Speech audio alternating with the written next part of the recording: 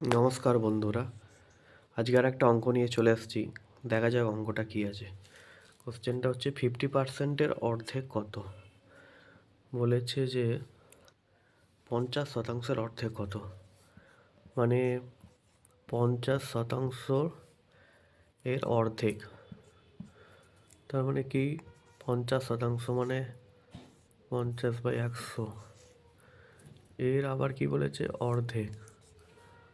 অর্ধেক মানে কি, মানে এখানে আবার 1/2 দিয়ে গুণ হয়ে যাবে, 1/2 দিয়ে এখানে গুণ হয়ে যাবে, তাই তো? তার মানে কি হয়েছে 25, তাই তো? 1, 25×4 = 100, মানে 1/4 = 0.25।